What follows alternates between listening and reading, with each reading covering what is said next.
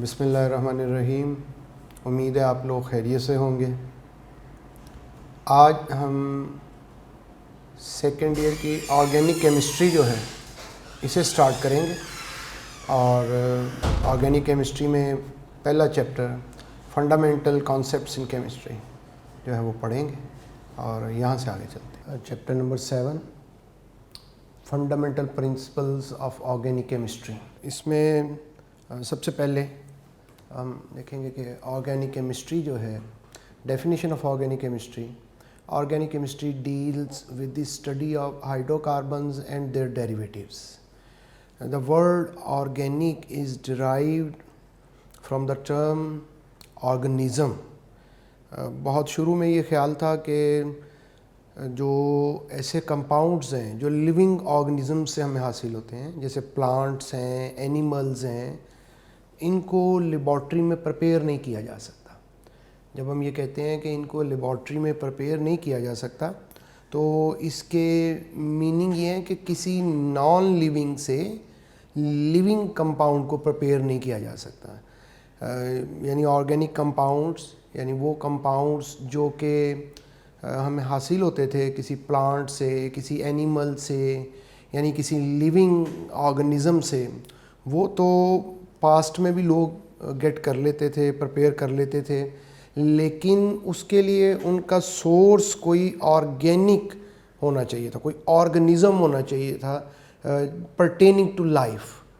तो लेकिन अगर कोई नॉन लिविंग सोर्स है, इनऑर्गेनिक है, मिनरल सोर्स है, तो उससे वो लोग जो हैं, जो साइंटिस्ट हैं पास्ट के, वो ऑर्गेनिक कंपाउंड्स को हासिल नहीं कर सकते थे। तो फिर एक थेरी है, उस थेरी, वो बहुत देर रही थेरी, उस थेरी को कहते हैं वाइटल फोर्स थेरी। उस वाइटल फोर्स थेरी के मुताबिक ये था कि we need some vital force, some mysterious force to prepare organic compounds. तो उन्होंने कहा कि ऑर्गेनिक कंपाउंड्स लैब में प्रिपेयर ही नहीं हो सकते हैं, और क्योंकि इसके लिए तो कोई लिविंग सोर्स चाहिए। इसको आप इसकी एनालॉजी ऐसे डेवलप कर सकते हैं कि जैसे हम ये कहें कि हम पेंट तो कर सकते हैं किसी का पोर्ट्रेट तो बना सकते हैं, लेकिन उसको ज़िंदगी नहीं दे सकते हैं, जैसे उसमें रूह नहीं फूंक सकते हैं। तो इस तरह के कॉन्सेप्ट था उनके ज़हन में कि अगर हम ऑर्गेनिक कंपाउंड प्रिपेयर करना चाहते हैं तो we need some living system. तो ऑर्गेनिक ऑर्गेनिज़म से निकले से ऑर्गेनिक कंपाउंड्स कहते थे। अभी जब मॉडर्न डेफिनेशन उसमें हम ये तो नहीं कहते कि भी हमें लिविंग सोर्स चाहिए। इसकी मॉडर्न डेफिनेशन के मुताबिक वो तमाम कंपाउंड्स जो कि हाइड्रोकार्बन्स हैं या जो हाइड्रोकार्बन से डिराइव होते हैं उनको हम ऑर्गेनिक कंपाउंड्स कहते हैं। और केमिस्ट्री की वो ब्रांच जो कि हाइड्रोकार्बन और उनके डेरिवेटिव्स जिसमें हम स्टडी करते हैं उसे ऑर्गेनिक केमिस्ट्री कहते हैं। ये जो थेरी है वाइटल फोर्स थेरी, ये ब्रिजीलियस ने प्रेजेंट की थी और इसको रिजेक्ट किया जर्मन साइंटिस्ट थे वूलर। उन्होंने कैसे रिजेक्ट किया? वूलर ने सबसे पहले एक ऑर्गेनिक कंपाउंड को एक इनऑर्गेनिक सोर्स से प्रिपेयर किया। उन्होंने अमोनियम साइनेट लिया जो कि इनऑर्गेनिक है, नॉन लिविंग सोर्स है, उसको हीट किया और वो यूरिया में चेंज हो गया। और ये फर्स्ट रिएक्शन था लैब में जिसमें किसी इनऑर्गेनिक से ऑर्गेनिक कंपाउंड जो वो प्रिपेयर किया गया। इस थ्योरी के मतलब क्वेश्चन अगर कोई कैसे पूछ सकते हैं, preparation of urea from ammonium cyanate involve which of the following isomerism, कि जब अमोनियम साइनेट से यूरिया बन गया, वूलर ने प्रिपेयर किया, तो इसमें आइसोमरिज्म कौन सी इन्वॉल्व है? पोजीशन आइसोमरिज्म है, फंक्शनल ग्रुप आइसोमरिज्म है, चेन आइसोमरिज्म है, ज्योमेट्रिक आइसोमरिज्म है। तो इसका आंसर है फंक्शनल ग्रुप आइसोमरिज्म। जो अमोनियम साइनेट है उसमें जो फंक्शनल ग्रुप है वो साइनेट है और यूरिया में फंक्शनल ग्रुप अमाइड है। इसी को ऐसे भी पूछ सकते हैं question 2, in urea the functional group is amide. Amide और एमाइन ये 2 फंक्शनल ग्रुप है ऑर्गेनिक केमिस्ट्री के।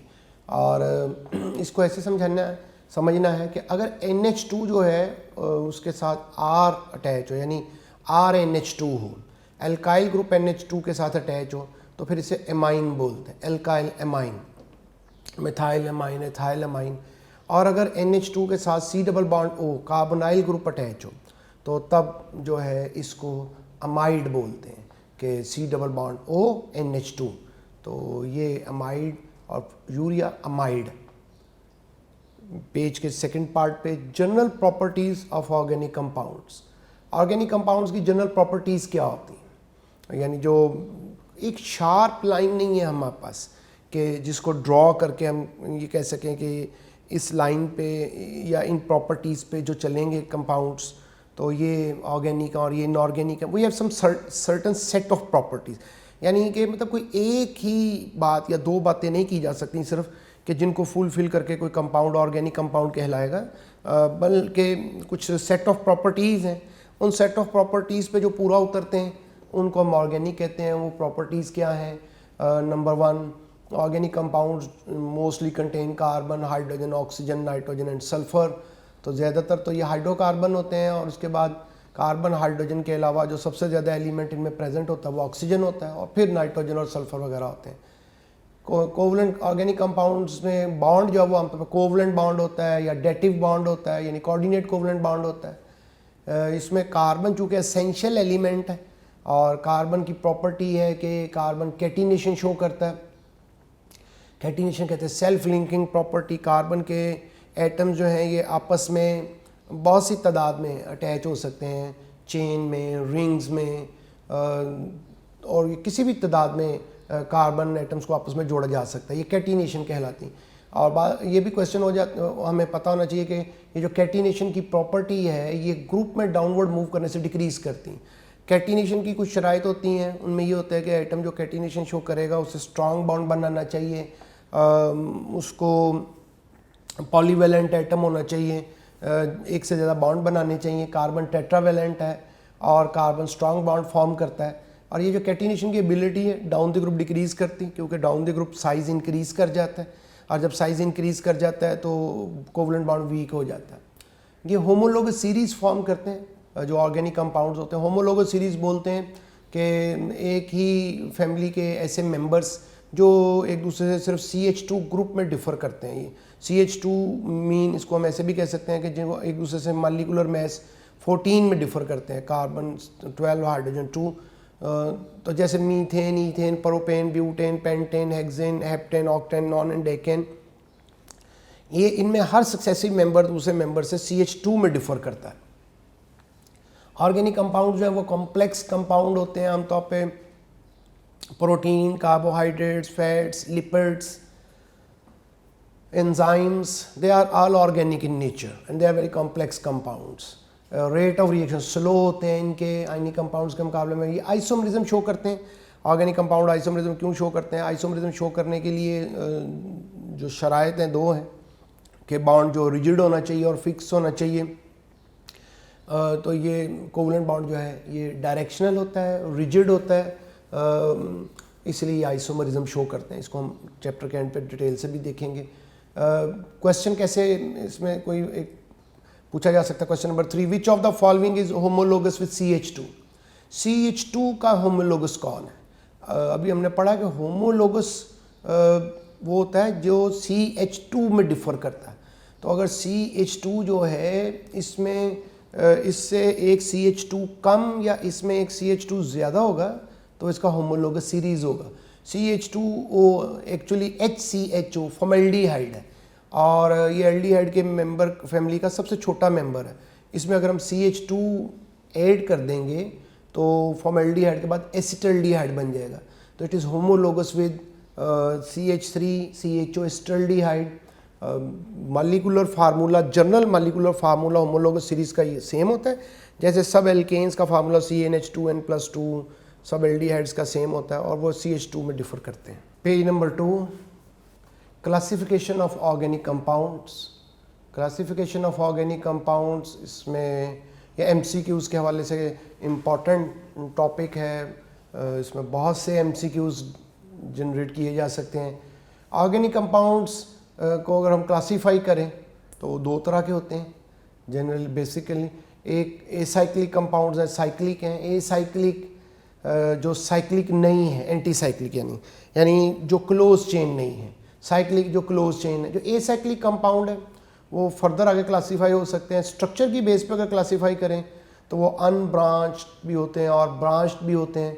अनब्रांच की एग्जांपल है कि जैसे किसी के नाम के साथ नॉर्मल आए, n pentane, n hexane, n octane, ये सब जो है अनब्रांच्ड हैं, स्ट्रेट चेन है। और ब्रांच में फर्दर आगे आइसोपेंटेन, नियोपेंटेन ऐसे बोला जा सकता है। और या आइसो और नियो का अगर आपस में कंपैरिजन करें तो आइसो के मुकाबले में नियो जो है वो लेस रिएक्टिव होता है, ब्रांचिंग से रिएक्टिविटी कम हो रही है। बॉन्डिंग की बेस पे बात करें तो ऑर्गेनिक कंपाउंड्स जो हैं सैचुरेटेड भी होते हैं और अनसैचुरेटेड भी होते हैं। सैचुरेटेड होते हैं जिनमें सिर्फ सिंगल बॉन्ड होता है, सिग्मा बॉन्ड होता है। एल्केन इसकी एग्जांपल है, जनरल फार्मूला उनका CnH2n+2 है। एल्केन्स को पैराफिन्स भी बोलते हैं, उसके मीनिंग भी लेस रिएक्टिव हैं। अनसैचुरेटेड उन्हें कहते हैं जिनमें सिग्मा के साथ पाई बॉन्ड भी मौजूद होता है। और ये फिर फर्दर 2 टाइप्स में डिवाइड हो जाएंगे। एल्कीन्स हैं, एल्काइंस हैं। एल्कीन्स को ओलिफिन्स भी बोलते हैं, इनका जनरल फार्मूला CnH2n है। एल्काइंस हैं, इनको एस्ट्रोलीन्स भी बोलते हैं, कॉमन नेम, और इनका जनरल फार्मूला CnH2n-2 है। इन कार्बन एटम्स की तादाद है, तो जितने कार्बन है उनको डबल करें, उसमें से 2 माइनस करें, उतनी हाइड्रोजन होंगी तो ये एल्काइंस कहलाएंगे। साइक्लिक कंपाउंड ऑर्गेनिक 2 तरह के हैं, होमोसाइक्लिक, हेट्रोसाइक्लिक। जो होमोसाइक्लिक हैं, ये होमोसाइक्लिक फर्दर एरोमेटिक भी हैं और एलिसाइक्लिक भी हैं। एरोमेटिक ये चैप्टर 9 में भी बहुत है और यहाँ पे भी है। एंट्रीएस पॉइंट ऑफ व्यू से बुक से थोड़ी सी ज़्यादा डिटेल चाहिए कि एरोमेटिक कंपाउंड्स कहते किनको हैं। किसी कंपाउंड को एरोमेटिक कंपाउंड कहलाने के लिए कुछ कंडीशंस हैं। 1, साइक्लिक होना चाहिए, क्लोज चेन होना चाहिए। ओपन कंपाउंड जो है, जो क्लोज चेन नहीं है, वो कभी एरोमेटिक नहीं होता। प्लेनर होना चाहिए। प्लेनर आम तो ऐसे होता है कि अगर सेंट्रल एटम के जितने बाउंड एंगल हैं अगर उनका सम 360 हो जाए तो इसे प्लेनर बोलते हैं। रेजोनेंस शो करनी चाहिए उससे। रेजोनेंस क्या है, इसको उसमें कॉन्जुगेशन होनी चाहिए, एक से ज़्यादा स्ट्रक्चर उसके पॉसिबल होने चाहिए। हक्कल रूल फॉलो करना चाहिए। हक्कल रूल क्या होता है, 4n+2 पाई इलेक्ट्रॉन। इसको कई तरह से पढ़ा जा सकता है, इसका शॉर्टकट भी कर लेते हैं, पहले से समझ लें। यानी कि जो स्ट्रक्चर हमारे सामने है उसमें जो पाई इलेक्ट्रॉन्स की तादाद है वो आप लिख लें। पाई ई का मतलब है number of pi electrons in the structure is equals to 4n+2। और उसके बाद n की वैल्यू फाइंड कर लें, इसे सॉल्व करें। पाई इलेक्ट्रॉन्स 2 माइनस कर दें उसमें से, फिर 4 से डिवाइड कर दें। अगर n की वैल्यू जो है वो 0, 1, 2, 3, 4 ये होनी चाहिए, फ्रैक्शन में नहीं होनी चाहिए। अगर n की वैल्यू 0 आ गई है, 1 आ गई, 2 आ गई, 3 आ गई, 4 आ गई, तो वो हम कहेंगे वो हक्कल रूल को फॉलो कर रहा है और वो एरोमेटिक है। और ये n की वैल्यू 0 कब आएगी, जब पाई इलेक्ट्रॉन 2 होंगे। n की वैल्यू 1 कब आएगी, जब पाई इलेक्ट्रॉन 6 होंगे। n की वैल्यू 2, 3, 4 कब आएगी, जब पाई इलेक्ट्रॉन जो है वो 10, 14 और 18 होंगे। यानी इन शॉर्ट आप ये याद रख लें, कोई भी ऐसा स्ट्रक्चर जिसमें पाई इलेक्ट्रॉन्स की तादाद 2 हो, 6 हो, 10 हो, 14 हो, 18 हो, ये एरोमेटिक होंगे। और उसमें रेजोनेंस कब होती है, जब वो कॉन्जुगेशन शो करे। कॉन्जुगेशन किसे कहते हैं, ऑल्टरनेट बॉन्डिंग हो, डबल सिंगल डबल, एक छोड़कर एक, या ट्रिपल सिंगल ट्रिपल, या ट्रिपल सिंगल डबल, कोई ऑल्टरनेट यानी अनसेचुरेशन और सेचुरेशन ऑल्टरनेट हो। तो ये जो कम्बिनेशन पॉसिबल है वो सब ये double single minus charge, double single, फिर पॉजिटिव चार्ज, फिर double bond, single bond, free radical, double bond, single bond और लोन पेयर, ये सब कॉन्जुगेशन है। और साइड पे कुछ स्ट्रक्चर भी दे दिए हैं जिनमें 2 इलेक्ट्रॉन, पाई 4, 6, 8। तो कोई फार्मूला अप्लाई करने की ज़रूरत नहीं है। एक लाइन में ये याद रख लें कि अगर किसी सिस्टम में पाई इलेक्ट्रॉन 2 है और 6 है, 10 है, 14 है, 18 है, तो एरोमेटिक है। तो देखो इसके पे बता दिया इन पाई इलेक्ट्रॉन्स की बेस पे कौन एरोमेटिक है और कौन एरोमेटिक नहीं है। होमोसाइक्लिक बोलते हैं कि जिनमें रिंग जो है क्लोज चेन वो सिर्फ कार्बन एटम से मिलकर बना होता है। तो इन होमोसाइक्लिक में एक हमने देखा कि एरोमेटिक है और एक एलिसाइक्लिक है। एलिसाइक्लिक है कि क्लोज चेन तो है, रिंग भी कार्बन एटम्स पर मुश्तमिल है, लेकिन उसमें ये एरोमेटिक की कंडीशन पूरी नहीं हो रही है। तो ये सब स्ट्रक्चर साइक्लो ट्रायंगल बनी हुई है एलिसाइक्लिक के नीचे, स्क्वायर बना हुआ है, हेक्सागन बना हुआ है। तो इनके नाम टोटल कार्बन देख लें कितने, अगर सिंगल बॉन्ड है तो एल्केन का नाम बोल दें, साथ में साइक्लो लगा दें, cyclopropane, cyclobutane, cyclohexane, double bond आ गया तो साइक्लोहेक्सीन, ट्रिपल बॉन्ड आ गया तो साइक्लोब्यूटाइन, साइक्लोपेंटीन, साइक्लोप्रोपाइन, साइक्लोहेक्साडाइईन। तो ये सब एलिसाइक्लिक कंपाउंड कहलाएंगे कि रिंग के अंदर सिंगल, डबल, ट्रिपल कोई भी बॉन्ड हो और लेकिन वो एरोमेटिक नहीं हो। फिर साइक्लिक कंपाउंड हेट्रोसाइक्लिक भी होते हैं। हेट्रोसाइक्लिक कंपाउंड, हेट्रो कहते हैं डिफरेंट को, होमो कहते हैं सेम। अगर रिंग के अंदर क्लोज कंपाउंड के अंदर कम से कम एक एटम ऐसा है जो कि कार्बन के अलावा है रिंग में, आउटसाइड रिंग नहीं, रिंग के अंदर, तो तब उसको हम बोलते हैं कि वो हेट्रोसाइक्लिक है। और हेट्रोसाइक्लिक कंपाउंड जो है वो फर्दर सेचूरेटेड और अनसेचूरेटेड दोनों तरह के होते हैं। सेचूरेटेड में हमारे पास जो बुक में एग्जांपल है ऑक्सीरेन है, डाइऑक्सेन है, पिपरिडीन है, टेट्राहाइड्रोफ्यूरॉन, THF है, पायरोलिडीन है, 5 मेंबर्ड रिंग है और एक NH लगा हुआ है, और टेट्राहाइड्रोथायोफीन है। ये एग्जांपल्स हैं, एक नज़र एग्जांपल्स इनमें रख लें, ज़्यादा कॉमन नहीं है।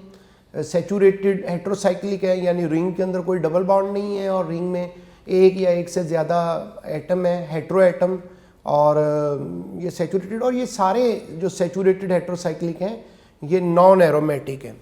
और इसी तरह से अनसेचूरेटेड जो हेट्रोसाइक्लिक हैं, तो अनसेचूरेटेड हेट्रोसाइक्लिक जो हैं वो नॉन एरोमेटिक भी हो सकते हैं, वो एरोमेटिक भी हो सकते हैं। सेचूरेटेड तो एरोमेटिक हो ही नहीं सकते।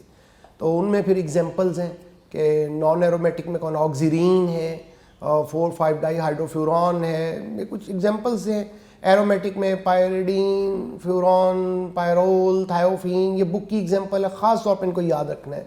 जैसे वो हमें कहेंगे thiophene belongs to which class of compound, तो thiophene is unsaturated heterocyclic organic compound. Page number 3, which of the following can not be taken as heteroatom. हमने क्लासिफिकेशन ऑर्गेनिक कंपाउंड्स की पढ़ी है। हमसे पूछ सकते हैं बताइए कौन सा एटम है जो हेट्रोएटम नहीं हो सकता। इसमें हिंट ये है कोई मोनोवेलेंट एटम जो है वो हेट्रोएटम नहीं हो सकता, क्योंकि जो हेट्रो एटम होता है उसे रिंग के अंदर होना है और उसे एटलीस्ट 2 बॉन्ड फॉर्म करने हैं। तो जो मोनोवेलेंट है, जो सिर्फ एक ही बॉन्ड बना सकते, हेट्रो एटम नहीं हो सकता। वो कौन है? हाइड्रोजन है, हेलोजन है, जो कि मोनोवेलेंट होते हैं। तो इस क्वेश्चन की हिंट में बता दिया, कार्बन जो है कार्बीन की शक्ल में होता है, sp2 होता है, टेट्राहाइड्रल होता है नॉर्मली, नाइट्रोजन भी sp3 होता है, ऑक्सीजन, सल्फर, और नाइट्रोजन की वैलेंसी जो है रूटीन में 3 होती है, ट्राईवैलेंट होता है, कार्बन टेट्रावैलेंट होता है, ऑक्सीजन और सल्फर डाईवैलेंट होते हैं। इसमें एक और बात ध्यान में रखें कि जो हेट्रो एटम है वो हमेशा sp3 हाइब्रिडाइज्ड होगा, एक तो मोनोवेलेंट नहीं होगा। तो अभी ऑप्शन जो ऊपर दी हुई हैं उनमें जो क्लोरीन है वो चूँकि मोनोवेलेंट है, एक ही बॉन्ड फॉर्म करता है आमतौर पे, तो इसलिए वो हेट्रो एटम नहीं हो सकता। Types of bond fission. Organic chemistry में जब बॉन्ड ब्रेक करते हैं तो बॉन्ड 2 तरह से ब्रेक करते हैं, एक है होमोलिटिक फिशन और एक है हेट्रोलिटिक फिशन। होमोलिटिक फिशन ये है कि 2 एटम्स के दरमियान कोवलेंट बॉन्ड ब्रेक हो इस तरह से कि वो जो 2 इलेक्ट्रॉन यूज़ हुए हैं बॉन्ड फॉर्म करने के लिए, शेयर्ड पेयर, वो दोनों जो म्यूचुअली शेयर हुआ था, दोनों ने जो एक एक इलेक्ट्रॉन शेयर किया था, दोनों अपना वो एक एक इलेक्ट्रॉन लेके अलग हो जाए। और इसके नतीजे में ये तब होता है जब कोई नॉन पोलर बॉन्ड हो, और इसके नतीजे में जो बनते हैं उनको फ्री रेडिकल कहते हैं, और ये बहुत अनस्टेबल होते हैं, इनके रिएक्शन बड़े रैपिड होते हैं, ये आमतौर पे हीट और लाइट की प्रेजेंस में होते हैं, इनमें चार्ज कोई नहीं आता। नॉन पोलर बॉन्ड्स में ऐसे होता है, और नॉन पोलर बॉन्ड्स में वो बॉन्ड होते हैं जिनमें इलेक्ट्रोनेगेटिविटी का डिफरेंस या तो हो ही ना, या जिनका इलेक्ट्रोनेगेटिविटी का डिफरेंस अप टू 0.4 हो। क्योंकि कोई बॉन्ड पोलर तब होता है कि जब उसमें इलेक्ट्रोनेगेटिविटी का डिफरेंस 0.4 से ज़्यादा होता है।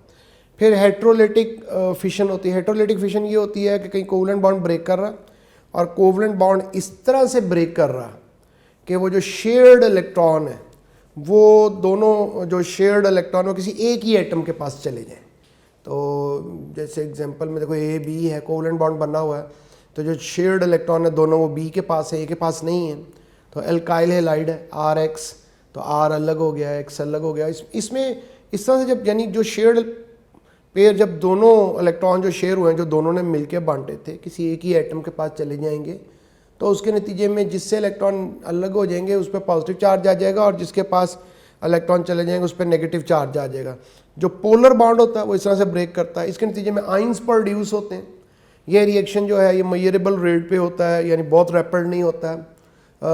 ये आमतौर पर किसी पोलर सॉल्वेंट्स में होता है, क्योंकि आइंस हैं तो आइंस जो है वो पोलर सॉल्वेंट में स्टेबल होते हैं। इसमें कैटाइन बनते हैं, इनाइन बनते हैं। कैटाइन को इलेक्ट्रोफाइल भी बोल सकते हैं, इनाइन को न्यूक्लियोफाइल बोल सकते हैं। और पोलर बॉन्ड तब होता है जब इलेक्ट्रोनेगेटिविटी का डिफरेंस 0.5 से 1.6 के दरमियान हो। अगर इलेक्ट्रोनेगेटिविटी का डिफरेंस इससे ज़्यादा हो जाएगा तो बॉन्ड आयनिक हो जाएगा। पेज के सेकंड पार्ट पे types of organic reactions, how reaction occurs, यानी यही होमोलिटिक फिशन और हेट्रोलिटिक फिशन को ही अभी लेके आगे चल रहे हैं। और इसमें ये बताया कि जब बॉन्ड ब्रेक करता है तो या तो वो सिमेट्रिकली ब्रेक करता है, होमोलिटिक फिशन को सिमेट्रिकल बॉन्ड ब्रेकिंग भी कहते हैं। तो इसमें बॉन्ड जो मेकिंग है, ब्रेकिंग है, वो होमोलिटिकली होती है, फ्री रेडिकल रिएक्शन बोलते हैं इनको। और दूसरा ये होता है अनसिमेट्रिकली बॉन्ड मेकिंग और ब्रेकिंग होती है, इसे हेट्रोलिटिक फिशन कहते हैं। इसमें इसके रिएक्शंस को पोलर रिएक्शंस कहते हैं। ये जो पोलर रिएक्शंस होते हैं, अब इनकी डिटेल कुछ देख लेते हैं। पोलर रिएक्शंस में होता है कि ऑपोजिट चार्जेस अट्रैक्ट करते हैं, यानी चूंकि इनमें आइंस होते हैं तो एक का पॉजिटिव एंड दूसरे के नेगेटिव एंड से अट्रैक्ट होता है। तो इसमें जो टर्म्स बोलते हैं वो इलेक्ट्रोफाइल बोलते हैं, इसमें जो टर्म बोलते हैं वो न्यूक्लियोफाइल बोलते हैं। कैटाइन चूँकि पॉजिटिव आयन को इलेक्ट्रोफाइल कहते हैं, नेगेटिव आयन को न्यूक्लियोफाइल कहते हैं, और कैटाइन को इलेक्ट्रोफाइल कहते हैं। तो इसमें तो फिर न्यूक्लियोफाइल किसे कहते हैं? जो इलेक्ट्रॉन रिच साइट होती है, जिसके पास इलेक्ट्रॉन ज़्यादा होते हैं। सीक न्यूक्लियस, जो न्यूक्लियस की तलाश में होता है। Have lone pair of electrons, उसमें इलेक्ट्रॉन पे लोन पेयर होते हैं, उसमें डबल बॉन्ड होता है। कुछ एग्जांपल्स हैं, वाटर है, लोन पेयर है, नेगेटिव आइंस हैं, OH नेगेटिव, Cl नेगेटिव, ये सब न्यूक्लियोफाइल हैं। कार्बोनाइल ग्रुप NH2 है, C डबल बॉन्ड C है। इलेक्ट्रोफाइल्स हैं, इलेक्ट्रॉनफाइल जो इलेक्ट्रॉन पुअर होते हैं, जब किसी पे पॉजिटिव चार्ज आ जाए, पार्शियल पॉजिटिव या कंप्लीट पॉजिटिव चार्ज, इसे इलेक्ट्रोफाइल बोलते हैं। और इसकी एग्जांपल्स हैं H+ है, या अल्काइल हैलाइड है, कार्बन पे पॉजिटिव चार्ज है, कार्बोनाइल कंपाउंड में कार्बन पे पॉजिटिव चार्ज है, अल्कोहल में कार्बन पे पॉजिटिव चार्ज है। तो nucleophiles are synonyms with Lewis bases, electrophiles are synonym with Lewis acids, polar reactions are Lewis acid base reactions. यानी ये जो रिएक्शंस हैं जिनमें न्यूक्लियोफाइल इलेक्ट्रोफाइल रिएक्ट करते हैं, इनको लुईस एसिड बेस रिएक्शन भी कहते हैं। न्यूक्लियोफाइल को एक और तरीके से आप कह सकते हैं जो इलेक्ट्रॉन पेयर डोनेट करता है। तो बेस और न्यूक्लियोफाइल में क्या डिफरेंस है? क्योंकि बेस की भी, लुईस बेस की भी डेफिनेशन है इलेक्ट्रॉन पेयर डोनेट करना। न्यूक्लियोफाइल जो है ये इलेक्ट्रॉन पेयर डोनेट करता है कार्बन को, जबकि जो बेस है लुईस बेस, वो इलेक्ट्रॉन पेयर प्रोटॉन को डोनेट करती है, H+ को। तो अगर कोई इलेक्ट्रॉन पेयर कार्बन को डोनेट करे तो वो न्यूक्लियोफाइल है, अगर कोई इलेक्ट्रॉन पेयर जो है वो H+ को डोनेट करे तो वो लुईस बेस है। इस तरह से इलेक्ट्रोफाइल जो है वो इलेक्ट्रॉन पेयर एक्सेप्टर होता है। और अगर कोई इलेक्ट्रॉन पेयर एक्सेप्ट करे, इसमें न्यूक्लियोफाइल और इलेक्ट्रोफाइल में कार्बन ज़रूर इन्वॉल्व होगा, और उसमें लुईस एसिड बेस रिएक्शन में प्रोटॉन ज़रूर इन्वॉल्व होगा। Page 4, nucleophiles and electrophiles. जब हम डिसाइड करते हैं किसी रिएक्शन में किसी कंपाउंड के बारे में कि ये न्यूक्लियोफाइल है या इलेक्ट्रोफाइल है, तो एक तो ये ज़हन में बात रखनी है कि एक ही कंपाउंड इलेक्ट्रोफाइल भी हो सकता है, न्यूक्लियोफाइल भी हो सकता है। डिपेंड करता है कि वो किससे रिएक्शन कर रहा है और कैसे रिएक्शन कर रहा है। एग्जांपल में देखो, टॉप पर कार्बोनाइल ग्रुप शो किया है, C डबल बॉन्ड हो मिडल में, और इसमें कार्बन पे पॉजिटिव चार्ज है और ऑक्सीजन पे नेगेटिव चार्ज है इलेक्ट्रोनेगेटिविटी के डिफरेंस की वजह से। तो कार्बन पार्शियल पॉजिटिव है, ऑक्सीजन पार्शियल नेगेटिव है। अब अगर इस पे H+ ऐड करें, H+ प्रोटॉन, तो ये ऑक्सीजन पे ऐड हो जाएगा, तो ये इलेक्ट्रोफाइल ऐड हो गया, और फिर कार्बोनाइल जो है वो न्यूक्लियोफिलिक हुआ। जब OH नेगेटिव ऐड करेंगे तो OH नेगेटिव चूँकि वो नेगेटिव है तो वो पॉजिटिव कार्बन पे जाके अटैच होगा और पाई बॉन्ड ख़त्म हो जाएगा, क्योंकि कार्बन ताकि टेट्रावैलेंट ही रहे, वरना बॉन्ड 5 हो जाएंगे। तो जब OH नेगेटिव था तो वो न्यूक्लियोफाइल था और H पॉजिटिव इलेक्ट्रोफाइल था। तो एक ही कंपाउंड में इलेक्ट्रोफाइल न्यूक्लियोफाइल दोनों एक्ट कर सकते हैं। और जब रिएक्शन होता है तो एक इलेक्ट्रोफाइल का एक न्यूक्लियोफाइल से होता है, और एक न्यूक्लियोफाइल का न्यूक्लियोफाइल, ये एक इलेक्ट्रोफाइल का एक इलेक्ट्रोफाइल से रिएक्शन नहीं होता है। अब न्यूक्लियोफाइल इलेक्ट्रोफाइल कि एक बात ये कि अगर हमें ये देखना होगा क्या सारे न्यूक्लियोफाइल इलेक्ट्रोफाइल एक जैसे होते हैं, कैसे डिसाइड करते हैं, इनकी स्ट्रेंथ का कैसे अंदाज़ा होता है, कौन स्ट्रॉन्ग इलेक्ट्रोफाइल है और कौन वीक है। तो देखिए स्ट्रॉन्ग न्यूक्लियोफाइल जो है, जो लेस स्टेबल एनाइन होते हैं वो स्ट्रॉन्ग न्यूक्लियोफाइल होते हैं, जो मोर स्टेबल होते हैं वो वीक न्यूक्लियोफाइल है। यानी वो पहले एक बात स्ट्रॉन्ग के लिए की है, फिर नीचे वाली लाइन में वो वीक के लिए की है। इस तरह से लोन पेयर किसी के पास है और वो लेस इलेक्ट्रोनेगेटिव एटम है तो आसानी से इलेक्ट्रॉन पेयर दे देगा, तो वो स्ट्रॉन्ग न्यूक्लियोफाइल है। और अगर लोन पेयर वो मोर इलेक्ट्रोनेगेटिव हो तो इलेक्ट्रॉन पेयर को होल्ड करके रखेगा और वो जल्दी किसी को डोनेट नहीं करेगा, तो वो वीक न्यूक्लियोफाइल है। स्ट्रॉन्ग इलेक्ट्रोफाइल क्या होता है, लेस स्टेबल कैटाइन, ऐसा पॉजिटिव आइन जो लेस स्टेबल होता है वो स्ट्रॉन्ग इलेक्ट्रोफाइल है। जो मोर स्टेबल कैटाइन है वो वीक न्यूक्लियोफाइल है। और इलेक्ट्रोफाइल में जो न्यूट्रल एटम है किसी का इनकम्प्लीट ऑक्टेट है, यानी कि कोई ऐसा एटम जिसका ऑक्टेट कंप्लीट नहीं हो, जैसे सेकंड ग्रुप के एलिमेंट है, सेकंड ग्रुप के एलिमेंट हैं या थर्ड ग्रुप के एलिमेंट हैं, जब वो किसी के साथ कंपाउंड फॉर्म करते हैं तो उनके वैलेंस शेल में 8 इलेक्ट्रॉन नहीं होते, क्योंकि सेकंड ग्रुप के वैलेंस शेल में 2 इलेक्ट्रॉन होते हैं। और जब वो दोनों इलेक्ट्रॉन यूज़ कर लेते हैं बॉन्ड फॉर्मेशन के लिए तो उनके वैलेंस शेल में टोटल जब वो 4 इलेक्ट्रॉन हो जाते हैं तो there is room for further electrons. So neutral atom, कोई ऐसा न्यूट्रल एटम हो, इनकम्प्लीट ऑक्टेट, इनकम्प्लीट इकट्ठा पढ़ना, इनकम्प्लीट ऑक्टेट कि जिसका ऑक्टेट कंप्लीट नहीं हो तो वो भी इलेक्ट्रोफाइल है। फिर लार्ज पार्शल पॉजिटिव एटम कि किसी पर पार्शल पॉजिटिव चार्ज हो, कंप्लीट पॉजिटिव नहीं हो और वो साइज़ में लार्ज हो। इस तरह से किसी स्मॉल पार्शल पॉजिटिव है, अगर लार्ज है तो वो स्ट्रॉन्ग इलेक्ट्रोफाइल है, अगर वीक है तो स्मॉल है तो वीक इलेक्ट्रोफाइल है। तो साइज से, इलेक्ट्रोनेगेटिविटी से, स्टेबिलिटी से कैसे हम पता करते हैं, जो लेस स्टेबल होगा वो स्ट्रॉन्ग होगा, चाहे इलेक्ट्रोफाइल चाहे न्यूक्लियोफाइल। इसको इस तरह से भी हम याद रखेंगे। Radical reactions, free radical reaction, यानी अभी हम पोलर रिएक्शंस पढ़ के चल आ रहे हैं कि उसमें पॉजिटिव आइन होते हैं, नेगेटिव आइन होते हैं, कैटाइन होते हैं, एनाइन होते हैं, उनमें न्यूक्लियोफाइल होता है, इलेक्ट्रोफाइल होता है। तो फ्री रेडिकल रिएक्शंस, तो कुछ रिएक्शंस ऐसे भी हैं जो फ्री रेडिकल होते हैं, उनमें कंबस्टन रिएक्शन फ्री रेडिकल होता है, हैलोजिनेशन ऑफ एल्केन्स जो है ये फ्री रेडिकल की एग्जांपल। और जो फ्री रेडिकल रिएक्शन होते हैं इनमें एक से ज़्यादा स्टेप्स होते हैं, इनमें हमेशा इनिशिएशन स्टेप होता है, प्रोपेगेशन स्टेप होता है, टर्मिनेशन स्टेप होता है। और सबसे पहला स्टेप इनिशिएशन जो होता है उसमें कोई वीक बाउंड जो वो ब्रेक करता है और फिर फ्री रेडिकल्स बनते हैं। टाइप्स ऑफ रिएजेंट्स, वो इलेक्ट्रोफाइल, न्यूक्लियोफाइल, अब इनकी एग्जांपल्स एमसीक्यू में आ जाए, इलेक्ट्रोफाइल कौन है, न्यूक्लियोफाइल कौन है, ये पूरी ऑर्गेनिक केमिस्ट्री में ये टर्म्स यूज़ होंगे, न्यूक्लियोफाइल, इलेक्ट्रोफाइल, फ्री रेडिकल। तो अब यहाँ पे रीजेंट बोलते हैं। रीजेंट किसे कहते हैं, जब कोई किसी रिएक्शन में पार्टिसिपेट करे और वो रिएक्शन करने के लिए अपना एक ग्रुप प्रोवाइड करे, एक मालिक्यूल का एक हिस्सा यूज़ हो रिएक्शन के लिए, पूरा मालिक्यूल एज सच यूज़ नहीं हो रिएक्शन के लिए, तो उसको रीजेंट बोलते हैं। तो जो रीजेंट होता है that provides a group to the reactant, जो रिएक्टेंट होता है वो कम्प्लीटली कन्वर्ट इनटू प्रोडक्ट, जबकि रीजेंट का एक हिस्सा होता है, एक पार्ट होता है जो कि प्रोडक्ट में चेंज होता है। फिर इलेक्ट्रोफाइल क्या होते हैं, कैटाइंस भी हो सकते हैं, न्यूट्रल एटम भी हो सकते हैं। कैटाइंस जो होते हैं वो स्ट्रॉन्ग इलेक्ट्रोफाइल होते हैं, न्यूट्रल एटम वीक होते हैं। उनकी एग्जांपल्स हैं फ्री रेडिकल हैं, वो नॉन पोलर बॉन्ड के ज़रिए से बनते हैं, ब्रेक करने से सिमेट्रिकल होते हैं। तो जैसे CCl है, OH है, सारे एक जैसे बॉन्ड दरमियान से ब्रेक करेगा और उसके फ्री रेडिकल बनेंगे। और जो फ्री रेडिकल होता है ये ऑड इलेक्ट्रॉन सिस्टम होता है।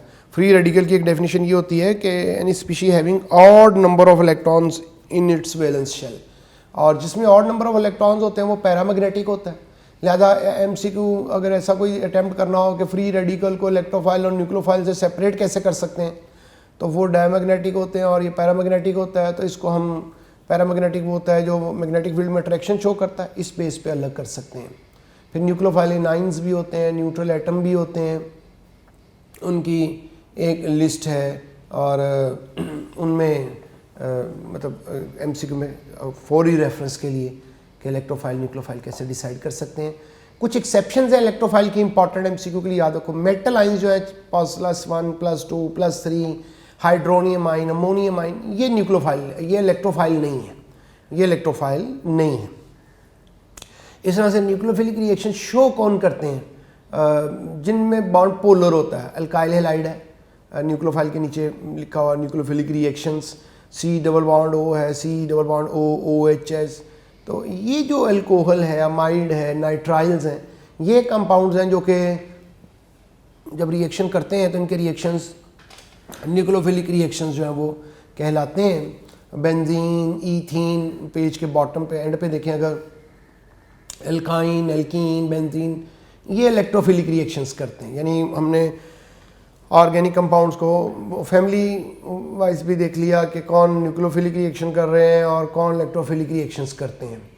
और न्यूक्लियोफिलिसिटी, इस सारी बात को समराइज़ करना चाहें ऐसे कह सकते हैं कि जो न्यूक्लियोफिलिसिटी है ये लोन पेयर डोनर जो है उसके डायरेक्टली प्रोपोर्शनल है। कौन जल्दी इलेक्ट्रॉन पेयर डोनेट करेगा उतना वो न्यूक्लियोफिलिक है ज़्यादा, उतना स्ट्रॉन्ग न्यूक्लियोफाइल है। और जितना किसी का साइज़ ज़्यादा होगा, अगर सबके पास लोन पेयर है तो उतना वो स्ट्रॉन्ग न्यूक्लियोफाइल होगा। और ये इलेक्ट्रोनेगेटिविटी के इन्वर्सली प्रोपोर्शनल होता है न्यूक्लियोफिलिसिटी। और अगर किसी ग्रुप में देखें तो ग्रुप में टॉप टू बॉटम आए तो इलेक्ट्रोनेगेटिविटी कम होती, और इलेक्ट्रोनेगेटिविटी कम होती है तो इसलिए न्यूक्लियोफिलिसिटी जो है वो ज़्यादा हो जाएगी ग्रुप्स में top to bottom. Page number 5, question, which of the following is best nucleophile.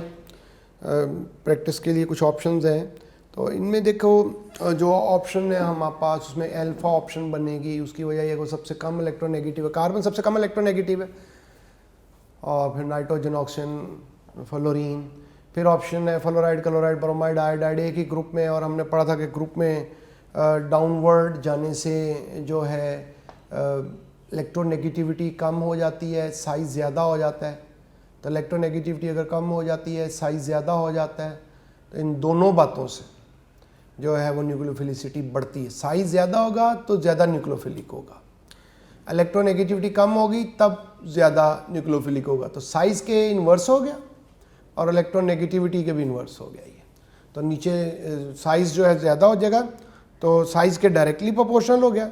तो साइज़ ज़्यादा होता है ग्रुप में नीचे जाने से, और साइज़ के न्यूक्लियोफिलिसिटी डायरेक्टली प्रोपोर्शनल है तो लिहाजा न्यूक्लियोफिलिसिटी भी ज़्यादा होगी। और इलेक्ट्रोनेगेटिविटी के ये इन्वर्सली प्रोपोर्शनल है, तो इसलिए इसका आंसर जो है वो डेल्टा होगा, आयोडाइड। फिर एग्जांपल है SiH negative, PH2 negative, SH negative, OH negative. कौन ज़्यादा इलेक्ट्रोनेगेटिव है? ये सारे जो हैं प्रेजेंट हैं।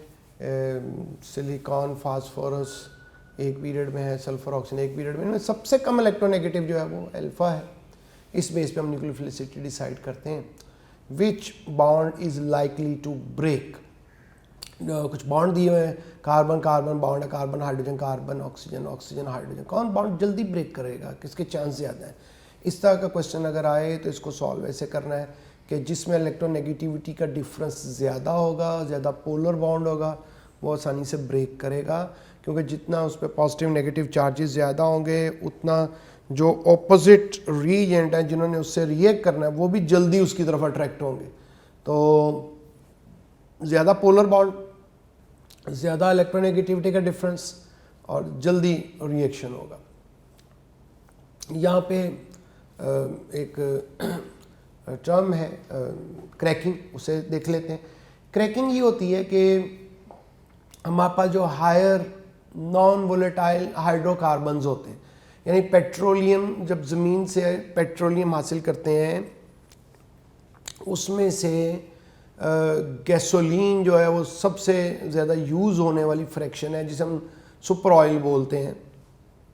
और गैसोलीन जो है ये रिफाइनिंग पेट्रोलियम की करें तो उसका 20% गैसोलीन का हम हासिल करते हैं। यानी पेट्रोलियम के अंदर गैसोलीन जो है वो 20% हमें मिलती है। जो आम तौर पे आप ये कह लें कि हम पेट्रोलियम की फ्रैक्शन यूज़ करते हैं गाड़ी में, जिसे सुपर ऑयल कहते हैं, तो वो पेट्रोलियम में नेचुरली 20% होती है। बाकी 60% जो होती है वो हम क्रैकिंग के ज़रिए से बनाते हैं।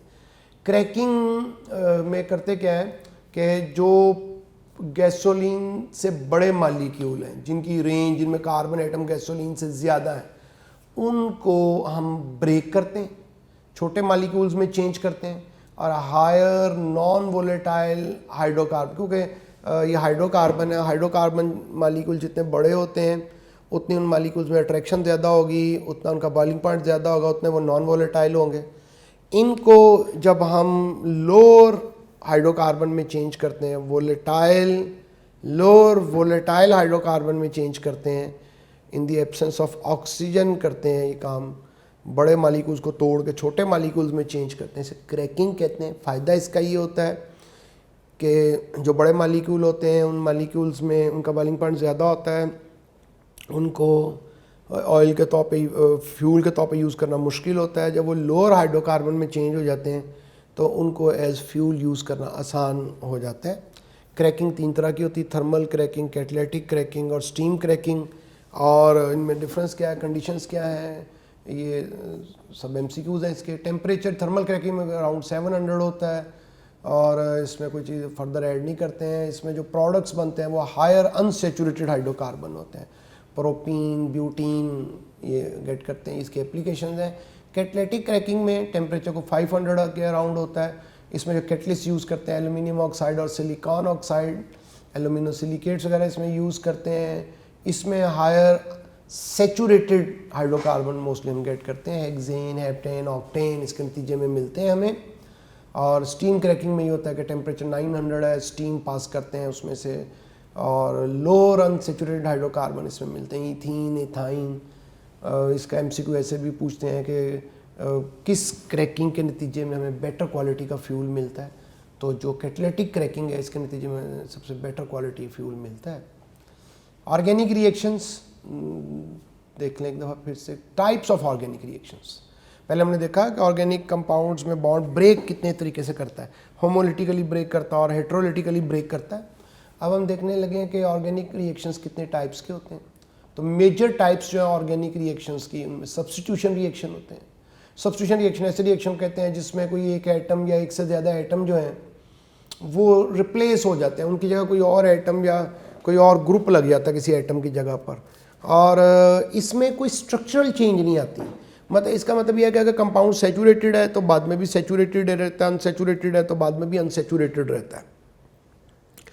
फ्री रेडिकल, अब सब्स्टिट्यूशन की टाइप्स कौन सी है? फ्री रेडिकल सब्स्टिट्यूशन है, एल्केन है। एल्केन की हेलोजिनेशन जब करते हैं in the presence of light, तो एल्केन में से एक हाइड्रोजन एटम जो है वो रिप्लेस हो जाता है और उसकी जगह पर एक हेलोजन लग जाता है, तो ये अल्काइल हैलाइड बन जाते हैं। न्यूक्लियोफिलिक सब्स्टिट्यूशन होती है। न्यूक्लियोफिलिक सब्स्टिट्यूशन में ये होता है कि जो रिप्लेस करेगा वो न्यूक्लियोफाइल होगा, यानी जो अटैकिंग स्पीशी है, जो एटम रिप्लेस होना उसके यहाँ नया एटम लगना, वो न्यूक्लियोफाइल होता है। और ये जो न्यूक्लियोफिलिक सब्स्टिट्यूशन रिएक्शन है ये फर्दर SN1 और SN2, ये 2 तरह के रिएक्शंस होते हैं। कौन से रिएक्शंस हैं जो कि न्यूक्लियोफिलिक सब्स्टिट्यूशन रिएक्शन फर्दर फिर आगे से SN1 SN2 होते हैं। एक थोड़ा छोटा सा कंपैरिजन, ये कैसे डिसाइड होगा कि SN1 कौन करेगा, SN2 कौन करेगा? नेचर ऑफ न्यूक्लियोफाइल से डिसाइड होता है। अगर स्ट्रॉन्ग न्यूक्लियोफाइल हो तो फिर SN2 रिएक्शन होता है, और अगर वीक न्यूक्लियोफाइल हो तो ज़ाहिर है फिर SN1 हो जाएगा। कंसनट्रेशन न्यूक्लियोफाइल की अगर ज़्यादा हो तो फिर SN2 रिएक्शन हो जाएगा। पोलर सॉल्वेंट हो तो फिर SN1 रिएक्शन होता है। तो ये मतलब फैक्टर्स हैं जो डिटेल में हम आगे चैप्टर में देखेंगे। फिर इलेक्ट्रोफिलिक सब्स्टिट्यूशन रिएक्शन है। बेंजीन के जितने भी सब्स्टिट्यूशन रिएक्शंस हैं कि बेंजीन में हाइड्रोजन एटम जो है वो रिप्लेस हो जाती है और उस हाइड्रोजन एटम जो है कोई और आके लग जाता है। बेंजीन के जितने भी सब्स्टिट्यूशन रिएक्शन हैं वो सब इलेक्ट्रोफिलिक सब्स्टिट्यूशन रिएक्शंस कहलाते हैं बेंजीन में। एडिशन रिएक्शन है सेकंड टाइप। एडिशन रिएक्शन में होता है कि एक एडेंडम होता है। एडेंडम मीन के कोई एडिड मालिक्यूल होता है, कोई मालिक्यूल ऐड करते हैं। एडिशन रिएक्शन के लिए लाजमी बात ये होती है कि हमारे पास अनसेचुरेशन रिक्वायर्ड होती है, और अगर double bond triple bond suppose करो तो ट्रिपल बॉन्ड से एडिशन हो जाएगी तो डबल बॉन्ड बन जाएगा, डबल बॉन्ड में फर्दर एडिशन होगी तो सिंगल बॉन्ड बन जाएगा। तो ये कहना कि ट्रिपल से डबल और डबल से सिंगल बॉन्ड बन जाएगा, इसको आप ऐसे भी कह सकते हैं कि sp हाइब्रिडाइजेशन से sp2 हाइब्रिडाइजेशन हो जाएगी और sp2 से sp3 हाइब्रिडाइजेशन हो जाएगी। पेज नंबर 6, न्यूक्लियो अब एडिशन रिएक्शन की टाइप्स हैं। Nucleophilic addition reaction. Nucleophilic addition reaction कहते हैं कि जिसमें एक न्यूक्लियोफाइल ऐड हो जाता है जितने कार्बोनाइल कंपाउंड्स हैं यानी एल्डिहाइड और कीटोन्स हैं, उन कार्बोनाइल कंपाउंड्स में एडिशन रिएक्शन जब होता है उनमें कोई ऐड होता है मालिक्यूल आके C double bond O group पर, तो ये न्यूक्लियोफिलिक एडिशन कहलाता है। और उसकी वजह उसमें पहले न्यूक्लियोफाइल ऐड होता है और फिर इलेक्ट्रोफाइल आमतौर पे ऐड होता है, इसलिए उसके रिएक्शन को न्यूक्लियोफिलिक एडिशन कहते हैं। और फर्दर ये कि इसमें जो रेट डिटर्मिनिंग स्टेप होता है वो सजेस्ट करता है कि रेट डिटर्मिनिंग स्टेप जो है, स्लो स्टेप जो है इसका, इसमें चूँकि एक दफ़ा इलेक्ट्रोफाइल न्यूक्लियोफाइल दोनों ऐड होते हैं, लेकिन जो रेट डिटर्मिनिंग स्टेप है वो ये सजेस्ट करता है कि न्यूक्लियोफाइल ऐड हो रहा है, इसलिए इसके रिएक्शंस को न्यूक्लियोफिलिक एडिशन रिएक्शंस कहते हैं। Electrophilic addition reaction, alkene alkyne, इनके जितने एडिशन रिएक्शंस हैं एल्कीन और एल्काइन के, तो एल्कीन और एल्काइन के जितने भी एडिशन रिएक्शंस हैं ये सब जो है वो इलेक्ट्रोफिलिक एडिशन रिएक्शन कहलाते हैं। एल्कीन हो, एल्काइंस हो, जब इनमें कोई ऐड होगा आके, और इसमें भी रीज़न वही है कि अगर इसका इनके जो रेट डिटर्मिनिंग स्टेप हम देखें तो उनमें हमें पता चलता है कि पहले इलेक्ट्रोफाइल ऐड होता है, रेट डिटर्मिनिंग स्टेप में इलेक्ट्रोफाइल इन्वॉल्व होता है, इसलिए इसे इलेक्ट्रोफिलिक एडिशन कहते हैं। इसमें जब एडिशन करते हैं एल्कीन और एल्काइन में, तो अगर तो सिमेट्रिकल एल्कीन हो यानी जिन दो कार्बन में डबल बॉन्ड है वो दोनों कार्बन एक जैसे हों, उन दोनों कार्बन के साथ एक जितनी हाइड्रोजन लगी हों, तो तब इसको सिमेट्रिकल एल्कीन कहते हैं।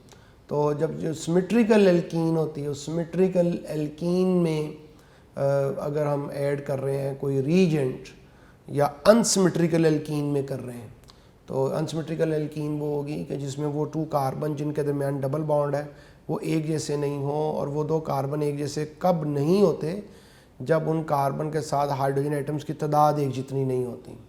तो जो कार्बन एटम है जिनमें डबल बॉन्ड है, अगर उनके साथ एक जितनी हाइड्रोजन एटम्स की तादाद नहीं है तो उसे अनसिमेट्रिकल एल्कीन कहते हैं। और उसमें जब कोई मॉलिक्यूल ऐड करते हैं तो ये इसमें मार्कोनिकॉफ रूल का ख्याल करते हैं, और वो यही होता है मार्कोनिकॉफ रूल के, जब अनसिमेट्रिकल रीजेंट ऐड करते हैं अनसिमेट्रिकल एल्कीन में, तो नेगेटिव पार्ट उस कार्बन पे लगता है जिस कार्बन पे हाइड्रोजन एटम्स की तादाद कम होती है।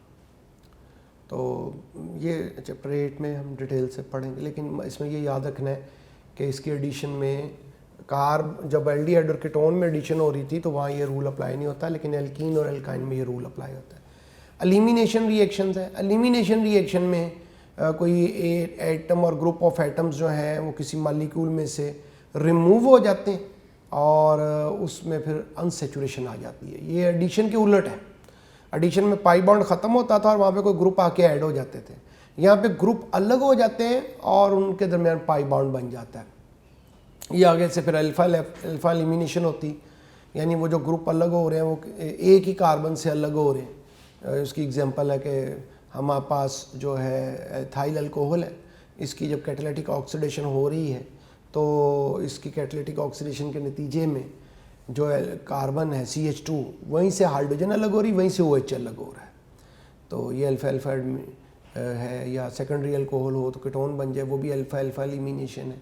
Alpha beta elimination, D halogenation reaction जो है, डीहाइड्रेशन जो है, डीहाइड्रोहेलोजिनेशन जो है, ये सब इसकी एग्जांपल है।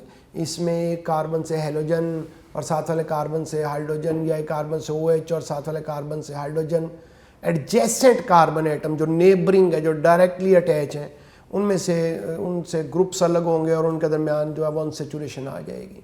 तो इसके नतीजे में जो है वो हमारे पास एलिमिनेशन रिएक्शन जो है वो होते हैं, और एलिमिनेशन फिर E1 E2 रिएक्शंस होते हैं। एलिमिनेशन रिएक्शंस जो हैं ये फर्दर 2 तरह के होते हैं, और फर्दर 2 तरह के रिएक्शन होते हैं कि E1 और E2। और ये सेट्ज़ेफ रूल क्या है कि जब हम ग्रुप्स रिमूव करने लगते हैं किसी से, तो चूँकि एलिमिनेशन के नतीजे में अनसेचुरेटेड मॉलिक्यूल बनना है, तो अगर हमारे पास एक चॉइस हो एक से ज़्यादा तरह के अनसेचुरेटेड मॉलिक्यूल बनने की, तो वो वाली एल्कीन बनाएंगे, वो वाला अनसेचुरेटेड मॉलिक्यूल फॉर्म करेंगे कि जिसके नतीजे में जो है वो सब्सटीट्यूटेड एल्कीन बने। जितनी ज़्यादा सब्सटीट्यूटेड एल्कीन बनेगी वो उतनी स्टेबल होगी। इसका मतलब है कि जिन दो कार्बन में डबल बॉन्ड है ना, उनके पास हाइड्रोजन की तादाद कम से कम होनी चाहिए। दोनों के पास जिन दो कार्बन एटम्स के दरमियान डबल बॉन्ड बनेगा वो ऐसे कार्बन होने चाहिए कि जिनके पास हाइड्रोजन एटम्स की तादाद कम हो। तो अगर ऐसा होगा तो इसको हम कहेंगे कि ये ज़्यादा सब्सटीट्यूटेड एल्कीन है, और तब इसको जो है वो इस रूल को सिट्ज़िफ रूल कहते हैं। रीअरेंजमेंट रिएक्शन ऐसे होते हैं जैसे अमोनियम साइनाइड से यूरिया बना, कोई ग्रुप अलग नहीं हुआ, कोई एटम नहीं अलग हुआ, कोई एटम ऐड नहीं हुआ, आके रीअरेंज हो गए, एटम्स की पोजीशन चेंज हो गई है, इसे रीअरेंजमेंट रिएक्शंस कहते हैं। Page number 7, isomerism, important topic. इसमें एमसीक्यूज़ के हवाले से आइसोमरिज्म बेसिकली दो तरह की है, स्ट्रक्चरल और स्टीरियो आइसोमरिज्म। स्ट्रक्चरल आइसोमरिज्म को कॉन्स्टिट्यूशनल आइसोमरिज्म भी कहते हैं।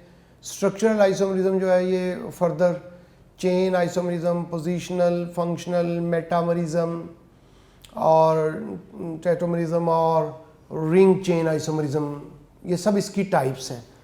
स्टीरियो आइसोमरिज्म जो है ये फर्दर 2 टाइप्स हैं इसकी, कन्फर्मेशनल आइसोमरिज्म और कॉन्फ़िगरेशनल आइसोमरिज्म। और कॉन्फ़िगरेशनल आइसोमरिज्म जो है ये वो तो हम पढ़ेंगे नहीं। कॉन्फ़िगरेशनल आइसोमरिज्म जो है ये फर्दर पे ज्योमेट्रिकल आइसोमरिज्म और ऑप्टिकल आइसोमरिज्म है। एक तो ये टाइप है, इसके एमसीक्यूज़ ये होंगे, इसको ज़हन में रख के कि कौन किसकी टाइप है, स्ट्रक्चरल की कौन सी टाइप्स हैं, स्टीरियो की कौन सी टाइप है, कॉन्फ़िगरेशनल की कौन सी हैं। इसमें जो ज्योमेट्रिक आइसोमरिज्म उसको सिस ट्रांस आइसोमरिज्म बोलते हैं। स्ट्रक्चरल आइसोमरिज्म की 6 टाइप्स हैं जो ऊपर हमने पढ़ ली, नाम ले लिए उनके, अभी न पढ़ते हैं। इनमें सबसे पहली है चेन आइसोमरिज्म या स्केलेटल आइसोमरिज्म या न्यूक्लियस आइसोमरिज्म बोलते हैं इसको। इसमें जो कार्बन एटम्स की जो तादाद है 1 2 3, मतलब अगर हम शॉर्टकट कोई या मतलब कोई जल्दी से बताना चाहें कि ये इतने कार्बन हो तो कितने आइसोमर बनेंगे, तो यहाँ एक याद रखा जा सकता है। कार्बन 1 2 3 हो तो आइसोमरिज्म शो ही नहीं करते, क्योंकि उनमें एक से ज़्यादा पॉसिबल स्ट्रक्चर ही नहीं है उनके। कार्बन 4 5 6 से लेकर 10 तक हो तो इनके जो नंबर ऑफ आइसोमर है वो 2 3 5 9 18 35 75 है। कोई फार्मूला तो नहीं है डायरेक्ट, फर्स्ट फ्यू कार्बन्स के लिए बनाया जा सकता है, इन जनरल सब फैमिली के लिए नहीं बनाया जा सकता। तो इसलिए ये ऐसे याद अगर रहे, ये वाली आइसोमरिज्म जो है तो एमसीक्यू सॉल्व हो जाता है। ये वाली आइसोमरिज्म एल्केन शो करते हैं, याद रखिए। ये आइसोमरिज्म आमतौर पे एल्केन्स ही आइसोमरिज्म शो करते हैं। एग्जांपल इसकी है कि n pentane, isopentane, neopentane. Isomers कहते हैं किनको है? ऐसे कंपाउंड्स जिनका मॉलिक्यूलर फार्मूला सेम होता है लेकिन जिनकी प्रॉपर्टीज़ डिफरेंट होती हैं। वो स्ट्रक्चर डिफरेंट होने की वजह से हो सकती हैं, किसी और वजह से डिफरेंट हो सकती हैं। तो ऐसे कंपाउंड्स जिनका मॉलिक्यूलर फार्मूला सेम है लेकिन जिनकी प्रॉपर्टीज़ डिफरेंट है, तो जैसे एन पेंटेन, आइसोपेंटेन और नियोपेंटेन की प्रॉपर्टीज़ हैं। ये सारे हाइड्रोकार्बन है। हाइड्रोकार्बन में लंडन डिस्पर्शन फोर्सेस होती हैं, और ये जो लंडन डिस्पर्शन फोर्सेस होती हैं, जितनी ब्रांचिंग ज़्यादा होती है उतनी ये फोर्सेस ऑफ अट्रैक्शन वीक हो जाती हैं। लिहाजा इन सब के मेल्टिंग पॉइंट, बॉइलिंग पॉइंट अलग हैं। और मेल्टिंग पॉइंट, बॉइलिंग पॉइंट का ब्रांचिंग से क्या ताल्लुक है? ये इन्वर्सली प्रोपोर्शनल होते हैं। तो ये चेन आइसोमर्स कहलाते हैं। Positional isomerism number 2। Positional isomerism में compounds having same molecular formula but different in position of, किस चीज़ में डिफर करते हैं? मॉलिक्यूलर फार्मूला सेम होता है लेकिन वो एक दूसरे से डिफर करते हैं पोजीशन ऑफ सब्स्टिट्यूएंट में, अनसैचुरेशन में, फंक्शनल ग्रुप में। यानी डबल बॉन्ड, ट्रिपल बॉन्ड की पोजीशन चेंज हो सकती है, फंक्शनल ग्रुप की पोजीशन चेंज हो सकती है, अल्काइल ग्रुप डिफरेंट हो सकता है, कोई सब्स्टिट्यूएंट डिफरेंट हो सकता है। तो ये पोजिशनल आइसोमरिज्म कहलाते हैं कंपाउंड ये प्रोसेस।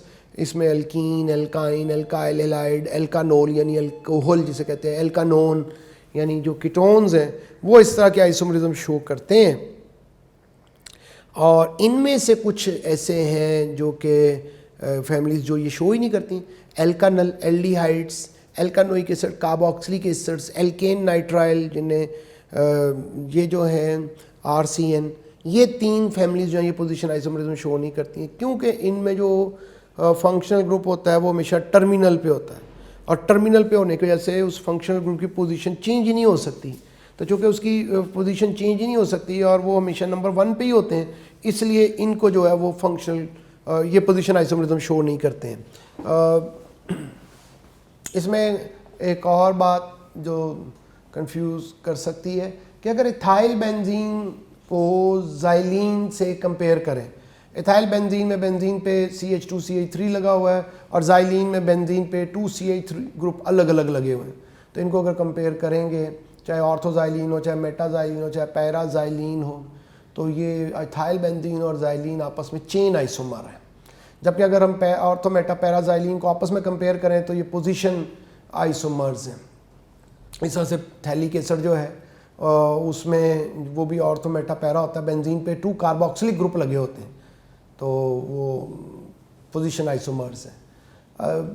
क्वेश्चन ऐसे in which of the following we can change the position, तो अभी हमने पढ़ा कि डेल्टा में पोजीशन जो चेंज कर सकते हैं, 3 फैमिलीज में तो कर ही नहीं सकते।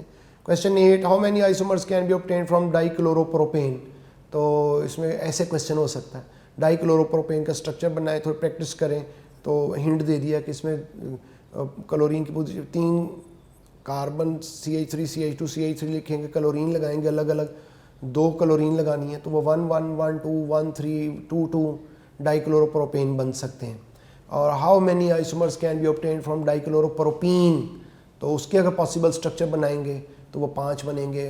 1 1 1 1 किसकी पोजीशन पहले बताई जा रही है, 1 1 डाइक्लोरो प्रोपीन की, 1 2 डाइक्लोरो बन सकता है, 1 3 डाइक्लोरो बन सकता है। प्रोपीन में डबल बॉन्ड की पोजीशन फिक्स है, वो मेंशन नहीं करेंगे, दोनों पोजीशन जो है ना 1 1 1 2 1 3 2 3 3 3, ये सिर्फ 2 क्लोरीन की पोजीशन है, तो ये इसके पॉसिबल 5 स्ट्रक्चर्स हैं। पेज 8, फंक्शनल ग्रुप आइसोमरिज्म, कौन सी फैमिलीज हैं जो फंक्शनल ग्रुप आइसोमरिज्म शो करती हैं। हमें एग्जांपल्स दी जा सकती हैं, पूछा जा सकता है कि इनमें कौन सी आइसोमरिज्म है, तो याद रखना है कि अल्कोहल और ईथर आपस में फंक्शनल ग्रुप आइसोमर्स होते हैं, एग्जांपल दी हुई है और क्यों है। दोनों के फंक्शनल ग्रुप तो अलग है, दोनों का मॉलिक्यूलर फार्मूला सेम है और दोनों का जनरल मॉलिक्यूलर फार्मूला CnH2n+2O है, और एल्डिहाइड और कीटोन इन दोनों का जनरल फार्मूला CnH2nO होता है, और ये दोनों आपस में फैमिलीज़ जो हैं इनके कंपाउंड्स वो फंक्शनल ग्रुप आइसोमरिज्म शो करते हैं। साइनाइड और आइसोसाइनाइड जो है ये फंक्शनल ग्रुप आइसोमरिज्म शो करते हैं, इनका जनरल फार्मूला जो वो आपस में सेम होता है। इन फैमिलीज़ में हाँ एक्सेप्शन भी याद रखें कि मेथनॉल जो है, फॉर्मेल्डिहाइड जो है, फॉर्मिक एसिड, एस्टल्डिहाइड, ये जो है ये फंक्शनल ग्रुप आइसोमरिज्म शो नहीं करते हैं, क्योंकि जो मेथनॉल है ना उसमें एक ही कार्बन है, और कोई ईथर ऐसा जो कि चूँकि एल्कोहल ईथर के साथ फंक्शनल ग्रुप आइसोमरिज्म शो करते हैं, मेथनॉल में एक ही कार्बन है और कोई ईथर ऐसा नहीं है जिसमें एक ही कार्बन हो, तो यही रीज़न है। फॉर्मेल्डिहाइड में एक कार्बन है, कोई कीटोन ऐसा नहीं जिसमें एक ही कार्बन हो। अब कुछ फैमिलीज़ दी हुई हैं जिनका जनरल फार्मूला जो है ना हमें पता हो, ताकि हम देख सकें फंक्शनल ग्रुप आइसोमरिज्म होती कि नहीं।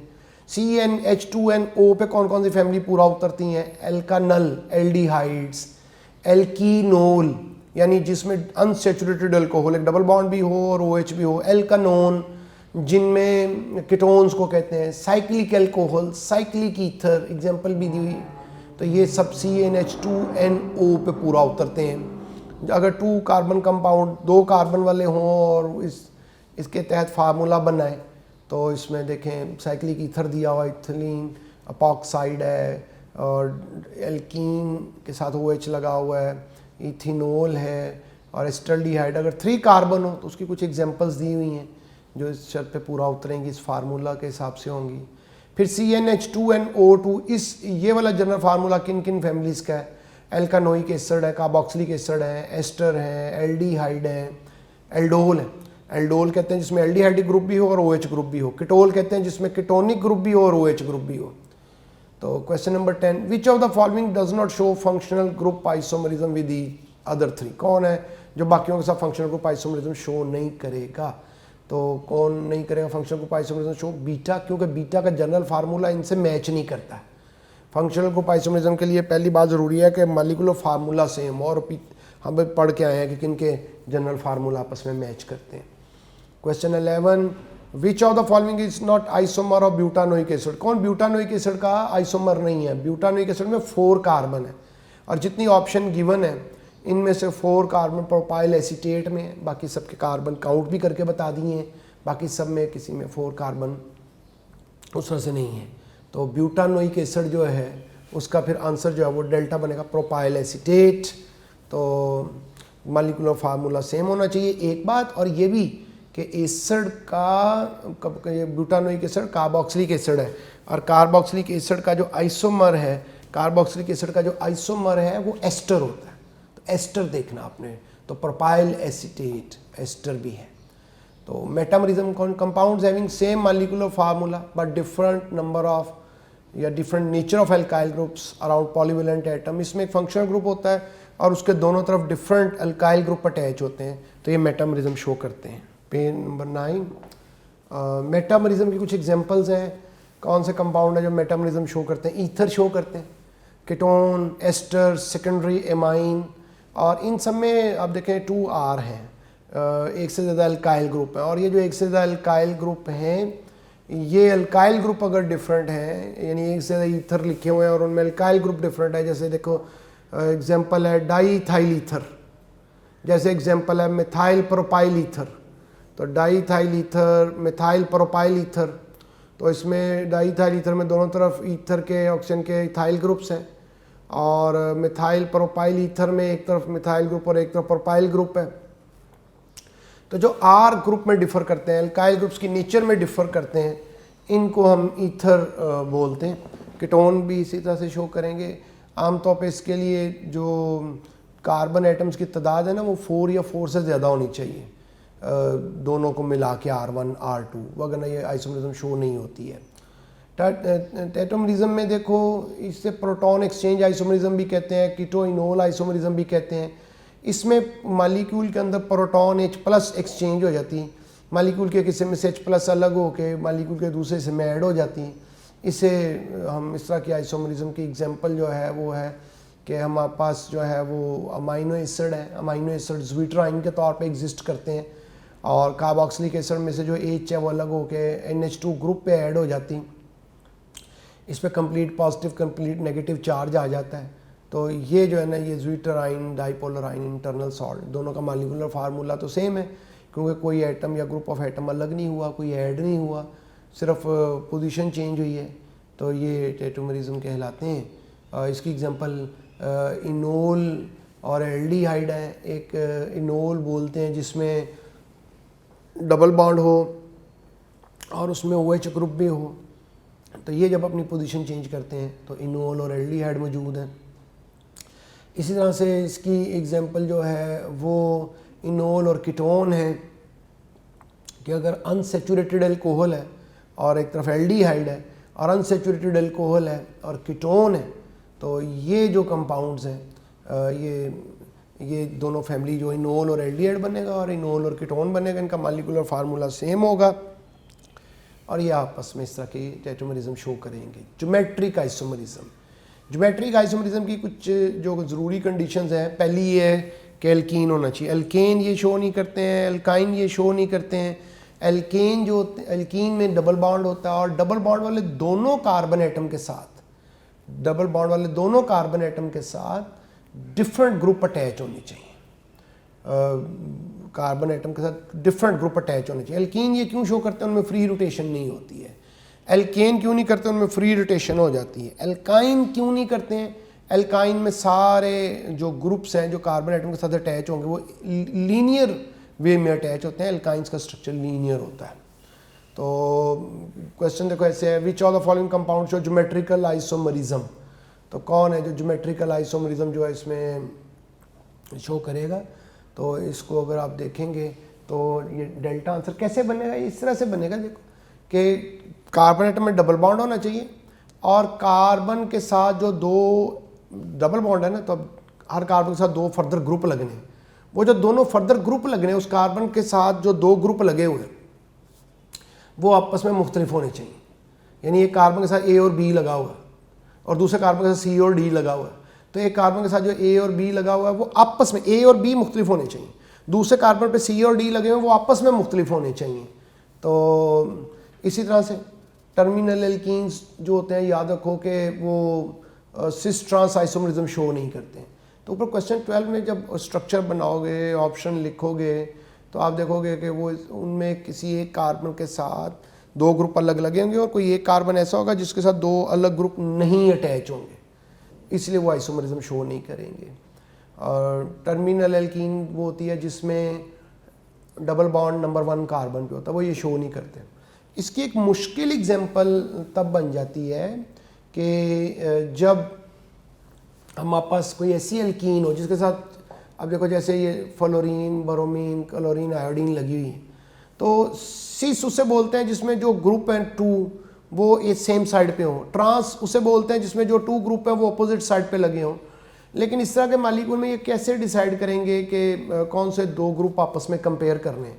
आप फ्लोरीन को क्लोरीन से कंपेयर करें या ब्रोमीन को क्लोरीन से कंपेयर करें, तो ये भी बुक की एग्जांपल है। इस तरह के कंपाउंड को सॉल्व करने का तरीका ये होता है कि आप जो ग्रुप कार्बन के साथ अटैच है उनके एटॉमिक नंबर लिख लें, और जब उनके एटॉमिक नंबर लिख लें तो उन जो अब तक कार्बन है उसके साथ फ्लोरीन और ब्रोमीन अटैच है, तो फ्लोरीन का एटॉमिक नंबर 9 है, ब्रोमीन का एटॉमिक नंबर जो है वो 35 है, तो ब्रोमीन का एटॉमिक नंबर ज़्यादा है, तो इसे हम कहेंगे ये हाई प्रायोरिटी ग्रुप है जिसका एटॉमिक नंबर ज़्यादा है। दूसरे कार्बन के साथ हाइड्रोजन और क्लोरीन लगी हुई है, क्लोरीन का एटॉमिक नंबर ज़्यादा है, तो क्लोरीन हाई प्रायोरिटी ग्रुप कहलाएगा। तो फिर ये जो दोनों हाई प्रायोरिटी ग्रुप हैं इनको देख लेंगे कि ये सेम साइड पे हैं या ऑपोजिट साइड पे हैं। अगर ये सेम साइड पे हो तो इसे सिस कहते हैं, इसको जी आइसोमर भी बोलते हैं सिस को, और अगर ये high priority group opposite side पे है तो इसे ट्रांस बोलते हैं, और इसे ई आइसोमर जो है वो बोलते हैं। और इस जी और ट्रांस इस तरह से देखते हैं। अगर ये देखना हो कि नंबर ऑफ ज्योमेट्रिकल आइसोमर जो हैं, अगर हमने ये डिसाइड करना हो कि नंबर ऑफ ज्योमेट्रिकल आइसोमर किसी के कितने बन सकते हैं, तो वो इस तरह से हम डिसाइड कर लेते हैं कि 2n, n number of double bonds. Next page पे देखें, फंक्शनल ग्रुप है, different functional groups. Functional group किसी मॉलिक्यूल के अंदर एटम और group of atoms which control the reactivity of the whole molecule. किसी मॉलिक्यूल का वो पार्ट जिस पे उसकी प्रॉपर्टीज़, केमिकल प्रॉपर्टीज़ डिपेंड करती हैं, उसे फंक्शनल ग्रुप कहते हैं। मुख्तलिफ फंक्शनल ग्रुप हैं, इनका हमें अंदाज़ा होना चाहिए। हाइड्रोकार्बन्स हैं, उनमें एल्केन, एल्कीन, एल्काइन है, बेंजीन है। एल्केन में कोई फंक्शनल ग्रुप नहीं होता, ये एक इम्पॉर्टेंट एमसीक्यू है इसका। एल्केन के लोअर मेंबर्स मीथेन, ईथेन है। एल्कीन में डबल बॉन्ड फंक्शनल ग्रुप होता है, एल्काइन में ट्रिपल बॉन्ड होता है, बेंजीन में डबल बॉन्ड ही कह सकते हैं हम, सिंगल बॉन्ड तो कंसिडर नहीं करते हैं हम। हेलोजन कंटेनिंग फंक्शनल ग्रुप हैं। एल्काइल हेलाइड है, उनका जनरल फार्मूला CnH2n+1 है। हेलोजन है, एल्केन में से हाइड्रोजन हटा के हेलोजन लगा देते हैं। एरोमेटिक हेलाइड होते हैं, उसमें बेंजीन में से एक हाइड्रोजन कम करके तो हेलोजन अटैच कर देते हैं। फिर ऑक्सीजन कंटेनिंग फंक्शनल ग्रुप है। एल्कोहल्स हैं, एल्कोहल में CnH2n+1 OH है, यानी हम एक हाइड्रोजन कम करेंगे एल्केन में से, हाइड्रोजन कम करेंगे एल्केन में से, तो वो कहलाएगा एल्काइल। एल्काइल कहलाएगा, और उस हाइड्रोजन की जगह पर OH लगा देंगे तो ये अल्कोहल बन जाएगा। ईथर का फंक्शनल ग्रुप देख लें, 2 एल्काइल ग्रुप ऑक्सीजन के ज़रिए से अटैच है, इसके आयोपैक नेम में बोलते हैं ऑक्सी एल्केन। और एल्डिहाइड में होता है कि C double bond OH group present होता है, इसे एल्कानल बोलते हैं। कीटोन्स होते हैं, एल्कानोन, तो कार्बोनाइल ग्रुप होता है प्रेजेंट। कार्बोक्सिलिक एसिड होते हैं, एल्कानोइक एसिड कहते हैं इनको। डेरिवेटिव्स ऑफ कार्बोक्सिलिक एसिड से, कार्बोक्सिलिक एसिड में अगर OH को हटा के NH2 लगा दें तो एसिडमाइड कहलाता है, हेलोजन लगा दें तो एसिड हैलाइड कहलाता है। एस्टर में होता है कि कार्बोनाइल ग्रुप के एक तरफ डायरेक्टली अल्काइल ग्रुप अटैच होता है, एक तरफ ऑक्सीजन के ज़रिए से अल्काइल ग्रुप अटैच होता है, इसे एस्टर कहते हैं। उनका जनरल फार्मूला CnH2nO2 होता है, और इनका नाम आयोपैक एल्कानोएट बोलते हैं, एल्काइल एल्कानोएट। यानी पहले जो अल्काइल ग्रुप एस्टर में जो अल्काइल ग्रुप ऑक्सीजन के साथ अटैच होता है, पहले उस अल्काइल ग्रुप का नाम लेते हैं और बाकी फिर जो बच जाता है सारा उसका नाम एल्कानोएट के तौर पे लेते हैं। और इसी तरह से एनहाइड्राइड है, तो एनहाइड्राइड जो होते हैं उनका जनरल फार्मूला ये होता है। इसमें नाइट्रोजन कंटेनिंग फंक्शनल ग्रुप्स हैं, उनमें एल्काइल एमाइन है, R के साथ NH2 डायरेक्टली अटैच है। अगर डबल बॉन्ड आ जाए तो अमीनो ग्रुप बोलते हैं इसे, एल्काइन नाइट्राइल है, आर के साथ CN डायरेक्ट अटैच है, NO2 है तो नाइट्रो ग्रुप कहलाते हैं। एल्केन के हाइड्रोजन को हटा के NO2 अटैच कर देते हैं। सल्फ़र है, SH लगा हो तो इन्हें थायोल बोलते हैं, और थायोल को कॉमन नेम मरकैप्टो भी होता है, जैसे CH3SH मेथाइल थायोल। और अगर 2 एल्काइल ग्रुप ऑक्सीजन से अटैच है तो ईथर था, और अगर सल्फ़र से अटैच है तो ये थायो ईथर कहलाता है। फिर रिफॉर्मिंग है। रिफॉर्मिंग में ये होता है कि हम स्ट्रेट चेन मान ली गैसोलीन, जिसे हमने पढ़ा था कि जो कि पेट्रोलियम की फ्रैक्शन है इंपॉर्टेंट, उस गैसोलीन के अंदर मुख्तलिफ़ किस्म के मालिक्यूल्स होते हैं, स्ट्रेट चेन भी, ब्रांच चेन भी। उनकी अगर हम एफिशिएंसी चेक करें तो जो स्ट्रेट चेन मालिक्यूल है वो ज़्यादा अच्छे फ्यूल होते हैं as compare to branch chain, और अगर हम स्ट्रेट चेन को ब्रांच चेन में चेंज कर दें, इसे आइसोमरिज्म कहते हैं, ये रिफॉर्मिंग है। यानी रिफॉर्मिंग के एक से ज़्यादा तरीके। रिफॉर्मिंग है कि हम फ्यूल की क्वालिटी को बढ़ा दें एज अ फ्यूल, और एफिशिएंसी को बढ़ा दें, और इसका एक तरीका है कि हम आइसोमरिज्म करें तो इससे रिफॉर्मिंग हो जाती है। गैसोलीन C4 से C13 तक के मालिक्यूल को कहते हैं। अगर एफिशिएंसी के लिहाज से चेक करें तो स्ट्रेट चेन जो है, फिर ब्रांच चेन है, फिर ओलिफिन्स हैं, फिर नेफ्थीन्स हैं, फिर एरीन्स हैं, तो एफिशिएंसी जो है वो आगे जाने से ज़्यादा हो रही। और इसमें अगर 2 से 4 ml टेट्राइथाइल लेड पर गैलन ऐड कर दें, तो टेट्राइथाइल लेड ऐड करते हैं तो उससे ये होता है कि थाइल फ्री रेडिकल बनते हैं। ये फ्री रेडिकल जो होते हैं स्ट्रेट चेन को ब्रांच चेन में कन्वर्ट कर देते हैं और एफिशिएंसी बढ़ जाती है। एक तरीका आइसोमरिज्म था रिफॉर्मिंग का, दूसरा तरीका जो है वो रिफॉर्मिंग का वो हमारे पास जो है वो टेट्राइथाइल लेड यूज़ करना है। और फिर इसमें हम इथिलीन ब्रोमाइड ऐड कर देते हैं।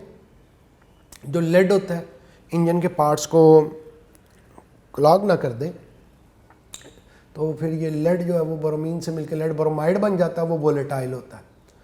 और इसकी एफिशिएंसी को चेक करने के लिए गैसोलीन की जो टर्म यूज़ करते हैं उसे बोलते हैं ऑक्टेन नंबर।